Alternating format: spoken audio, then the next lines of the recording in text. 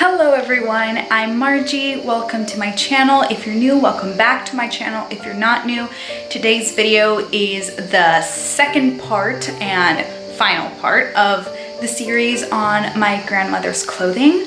I am so excited for you to see the final product.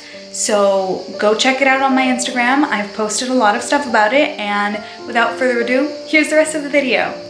Yeah, so this should be video 2 and I'm editing right now. I noticed that there's a clip of me explaining more what I meant about that whole saints, sinners, and victims intro in my first video, so I'm gonna include it here because I think I explained myself in that clip better than I could now and then I did in the original intro. Just the first video was too long to include it, so here you go. A little bit more explanation, a little bit more context, and then on to the sewing. Next day, me jumping in to clarify a couple things because my brain was kind of all over the place while filming. All that spiel about like the good guys, the saints, the sinners, and the people caught in the middle. For the sake of this video, my grandma is one of the people caught in the middle. Too young to be an active part really of any political faction at the time, but you know, she was there and she was part of fascist society. Now, I am sure that she was not a hardcore fascist. Of that, I am absolutely sure.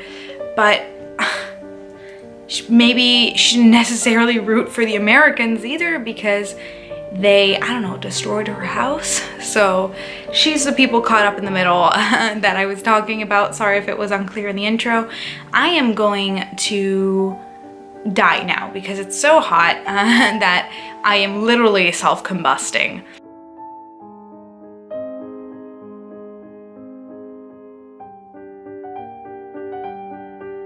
Alright, these are the beginnings of a slip. I know I've taken an enormous break on this project, but I'm really happy that I'm back now. It looks horrible on the mannequin, granted, but I tried it on and it looks pretty good. Then, fabric! So this is for the skirt. It's quite thick compared to the other fabric, and it's a beige, it's not white. And this is finally showing up on camera the way I wanted to. It's this beautiful coral red wool, and it's extremely light. Like, it's almost cotton, and it's absolutely beautiful. And I'm really happy with the color, and I decided that I'm gonna have the jacket and the skirt unlined, both of them.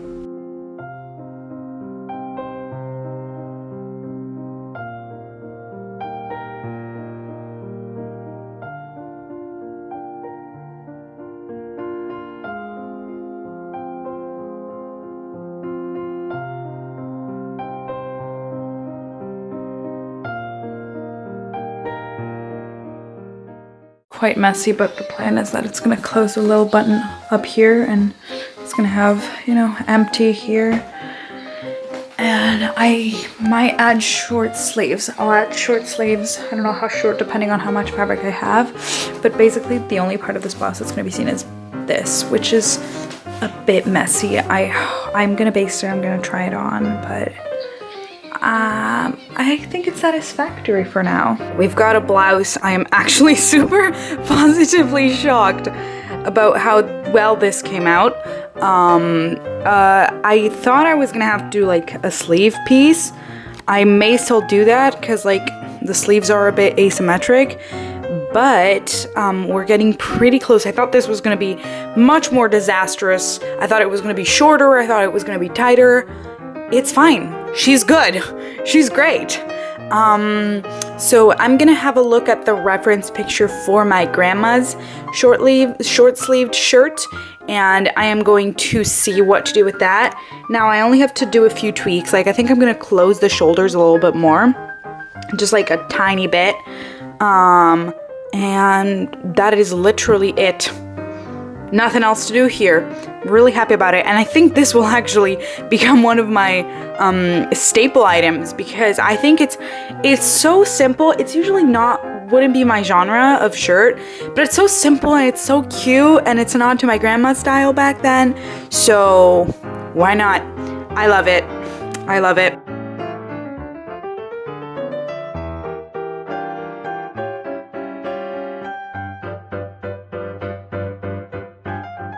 All my pieces have been cut out. I am now going to proceed to follow the instructions and make the patch pockets. So wish me luck. This is scary for some reason. I've never made pleated pockets before because the pocket is a really nice pleat. Or I could just not do the pleat. Let's look at the reference photo because maybe I can get away with not doing the pleat. I don't know. Okay, since the pockets are flat, I'm not doing the pleat. I know. How lame of me. I should have thought about it before cutting out the pieces, but nah.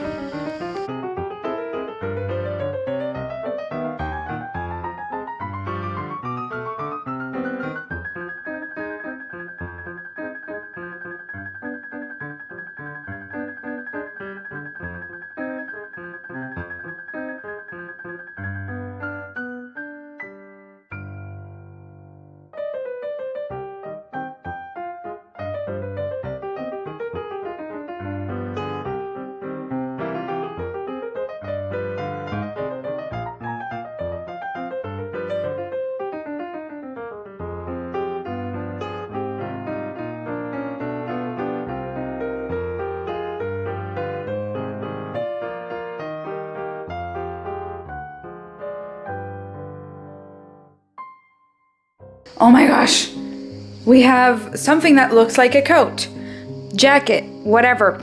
I'm gonna go press these seams, but I want to show you what I did. So I cut out the facing and obviously I stitched. I did the little gather here, and there's facing in the back here. I will finish all of these later, either pinking or like overcasting. And the facing still needs to be stitched like this, but I won't stitch it like that yet because again I want to press all these seams. First I want to press them open and then some I'll press to one side and others I don't know. Then there's some stuff over here, some pieces. These are the patch pockets. They're not looking very good, so I hope that ironing them will fix it. Collar pieces I've got, over collar pieces because I have two collars. This is the under collar piece. I'll need another piece of this under collar, but I don't want to cut it out until I cut out the pieces for the skirt from that beige wool because I don't want to ruin, you know, the skirt. And you know, worst comes to worst, this collar's underlayer can just be some other fabric. This has happened with the other collar pieces as well, where both needed to be cut in the fold. So this is the upper part of the collar. This is the lower part of the collar, which I had to cut two separate pieces for because there was no more fabric for. Then I have shoulder pad pieces, which I will make a couple nice shoulder pads, and I've also stitched the sleeves and the sleeve facings. The sleeve facings, again, I need to iron all these seams. And this is the other patch pocket. What is that? That is a scrap. So I will bring all of this with me and iron this stuff. And I will update you when I am done because I know that today I can definitely stitch those sleeves on, but I'm not sure how many other parts of this construction I can proceed with today because I do need fusible interfacing for, you know, the collars, but I don't have it with me. So, and neither do I have any buttons or anything. So I might start working on like finishing edges. I was thinking of pinking them, but I think that some edges need to be overcast by hand because I don't trust the machine. So maybe I'll work on that. I'll update you after I am done with the ironing, which is going to take freaking long because the iron I have here is a bit of a B word. It doesn't want to work a lot of the time, so wish me luck. I know you're seeing this in the future, but send good vibes.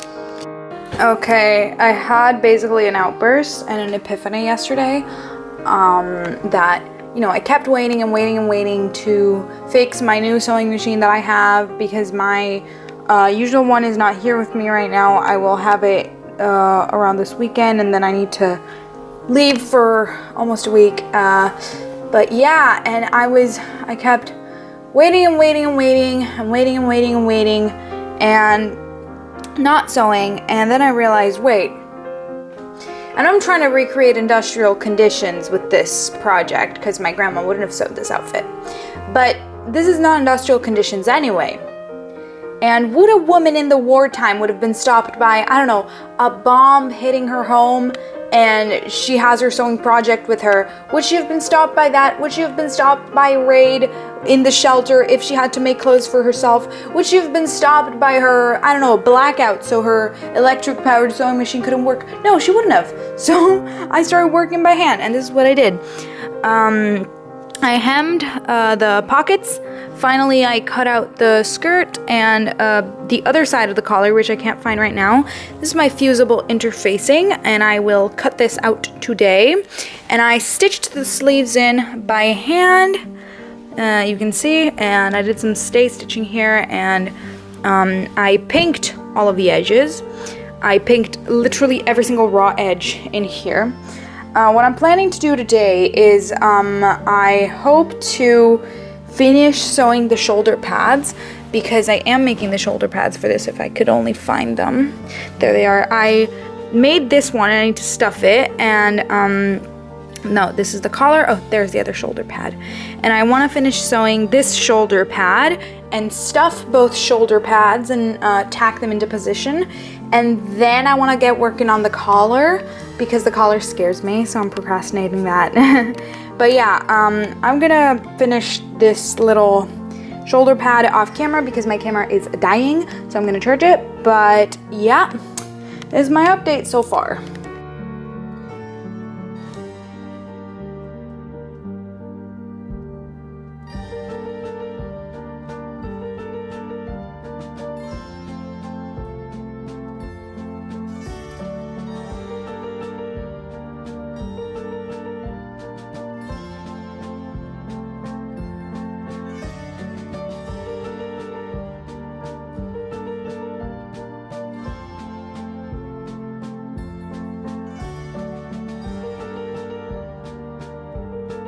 The buttons I got, look how cute they are. They have a little daisy. Okay, so they're not identical to the ones in my grandma's photo. Those were definitely much simpler, but the problem is that I tried to come across those in the shop.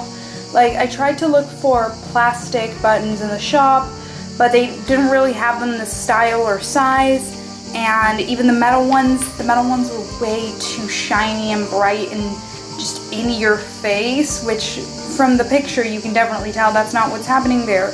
These are more muted because the plastic is semi-transparent, but they also have a little pop of detail, which I love. And this coat isn't fully identical to my grandma's either, so it's fine if I depart a little bit, because I just noticed that the collar is gonna be different from my grandma's. It's higher, but I really didn't know how to fix that, and I really didn't want to fudge with the collars, so I just left it as is. Who cares, you know?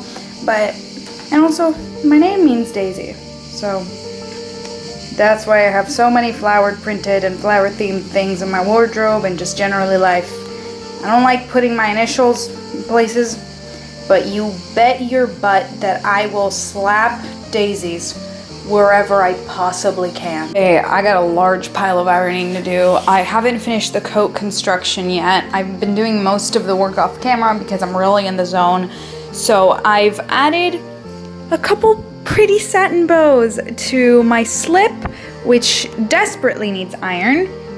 My shirt, blouse, also desperately needs iron. My knickers, same thing. I need to press this nice collar, which, side note, I'm really proud of. I need to press the skirt, which, by the way, I forgot to mention I finished last night, only to find out that the closure is slightly lopsided, but who cares? It's under the jacket. No one sees it anyway. Maybe I'll fix it one day. Maybe I won't. Yeah. And then I need to iron the fusible interfacing on the wool for the collar underlayer, and I just need to neaten up the jacket itself. And then I'll attach the collar, hooks and eyes on the closure, and then I'll put the buttons, and I need to attach the pockets, which have already been ironed, and then I'm done. Also going to do the ironing off camera, mostly because the lighting in the room where the iron is hot garbage trash, and I do not want to take the iron out of that room because I'm too lazy and sweaty right now. So let's go iron these things. Yes, ghosts. No, it's just the wind from my window and my door. Oh gosh.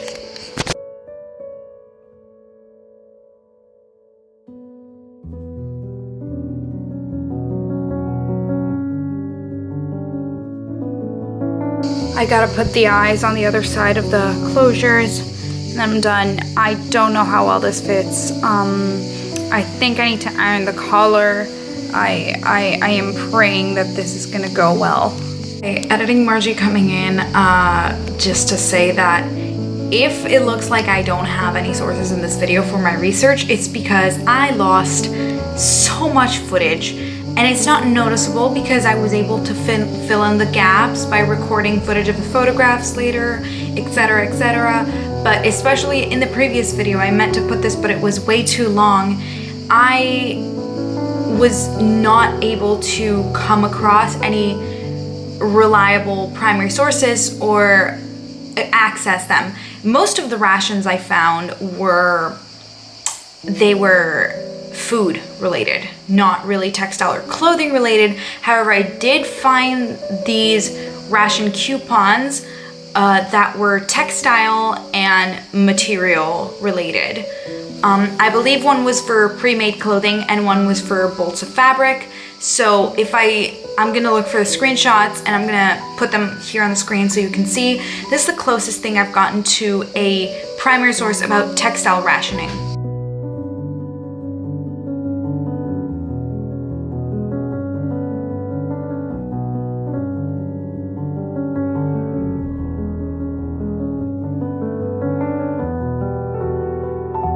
A lot of secondary sources stated that, you know, women were encouraged to make do and mend by magazines in Italy as well as, you know, everywhere else in Europe, but that's kind of common knowledge because World War II.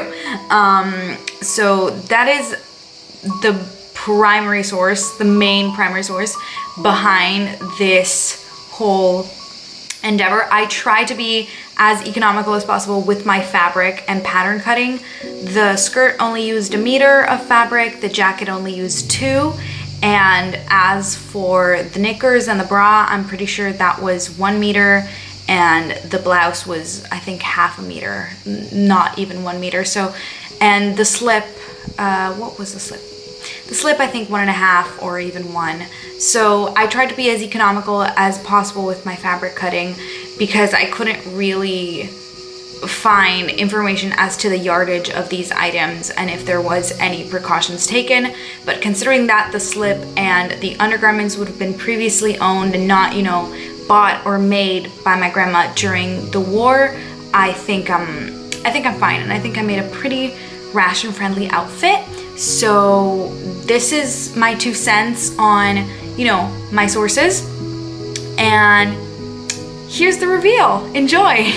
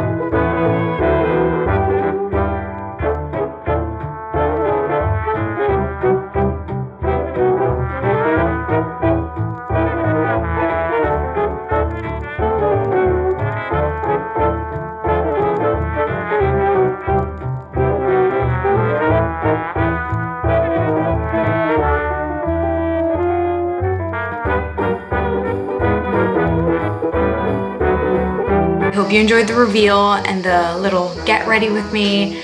I am so glad that I made this video. I have been wanting to do this for so long, and I hope you liked it. So if you did, smash that like. If you did, leave me a like on this video, comment what was your favorite part. Do you have any relatives that lived during World War II or World War I? And have you ever been interested in their clothing? I would like to know. I would be very curious. And subscribe if you want to stick around. Thank you so much for watching. I will see you in my next shenanigan. Bye!